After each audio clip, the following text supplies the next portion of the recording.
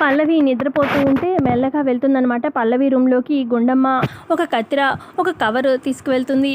ఇక పల్లవి గాఢ నిద్రలో ఉంటుంది. ఇక పల్లవి మెల్లగా గమనించకుండా పల్లవి జుట్టుని మెల్లగా కొద్దిగా కత్తిరిస్తుందనమాట. కత్తిరించేసి ఆ కత్తిరితోని ఇక ఒక కవర్లో పెట్టేసి ఇక ఆదిత్య దగ్గరికి తీసుకొస్తుంది. ఇక మెల్లగా గుండమ్మ ఆదిత్య చేతిలో ఆ కవర్ పెడుతుందనమాట. అందులో కొంచెం హెయిర్ ఉంటుంది. ఏంటిది గుండమ్మ, ఎవరిది జుట్టు అని చెప్పి అడుగుతాడు ఆదిత్య. అది పల్లవిదండి అనగానే, ఇప్పుడు ఎందుకు ఈ జుట్టు ఇదంతా అని చెప్పి అడుగుతాడు ఆదిత్య అర్థం కాక. అప్పుడు చెప్తుందనమాట గుండమ్మ, ఏం లేదండి, పల్లవిని చూస్తే నా కూతురే అనిపిస్తుందండి, తను మన కూతురే అండి, నాకు చాలా బలంగా గట్టిగా అనిపిస్తుందండి, అందుకే DNA టెస్ట్ కోసం అని చెప్పి పల్లవికి తెలియకుండా తనేమో నిద్రపోతుంది రూమ్లో. మెల్లగా తన జుట్టు కొంచెం కత్తిరించాను. అయితే మనకు తెలిసిన జనార్దన్ ఆయన డాక్టర్ గారు ఉన్నారు కదా, ఆయన ద్వారా DNA టెస్ట్ చేయిద్దామండి ఎవరికి చెప్పకుండా. అయితే తన పల్లవి జుట్టు ఎలాగో తెచ్చాను కదా, నా జుట్టు పల్లవి జుట్టు రెండు తీసుకెళ్ళి మనం DNA టెస్ట్కి ఇద్దామండి, ప్లీజ్ అండి నా కోసం లాస్ట్ ట్రయల్ అని చెప్పి అలా గుండమ్మ చాలా రిక్వెస్టింగ్గా అడుగుతూ ఉంటుందన్నమాట ఆదిత్యని.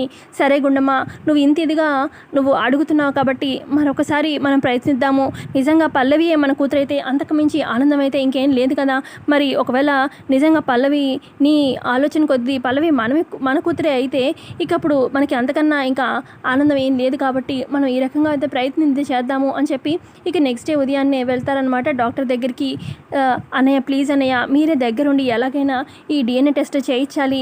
నా జుట్టు అలాగే ఈ అమ్మాయి పల్లవి జుట్టు ఇద్దరిది తీసుకొచ్చాను, DNA టెస్ట్ చేయించన్నయ్య ప్లీజ్ అన్నయ్య అని చెప్పి అడుగుతూ ఉంటుంది గుండమ్మ. అయ్యో అదేంటమ్మా, నువ్వు అంత రిక్వెస్టింగ్గా అడగక్కర్లేదమ్మా, నాకు తెలిసిన టీం ఉన్నారు, వాళ్ళతో నేను DNA టెస్ట్ చేయిస్తాను దగ్గరుండి. సో నేను టెస్ట్ అయితే చేయించాక మీకు రిపోర్ట్స్ పంపిస్తాను, సరేనా, నా మీద నమ్మకం ఉంచండి అని చెప్పి డాక్టర్ జనార్దన్ చెప్తూ ఉంటే, ప్లీజ్ జనార్దన్ ఈ హెల్ప్ ఒకటి చేసి పెట్టు, నువ్వైతే మాకు తెలిసిన డాక్టర్ కాబట్టి ఎక్కడ మాకు రిపోర్ట్స్ జెన్యూన్గా వస్తాయని నీ దగ్గరికి వచ్చాంరా అని చెప్పి ఆదిత్య అంటాడు. సరేరా, నాకు రిపోర్ట్స్ రాగానే రిజల్ట్ నేను పంపిస్తాను అని చెప్పి ఆ డాక్టర్ జనార్దన్ చెప్తూ ఉంటాడు. రిపోర్ట్స్ వస్తాయా, మరి ప్రాపర్ రిపోర్ట్స్ వస్తాయా, లేదంటే ఈలోపు అక్షిత వైష్ణవి ఆ రిపోర్ట్స్ని ఏమన్నా మాడిఫై చేస్తారా ఏంటనేది ఈ కమింగ్ ఎపిసోడ్లో తెలుసుకుందాము. మరి వీడియో నచ్చితే లైక్ చేయండి ఖచ్చితంగా. Thanks for watching.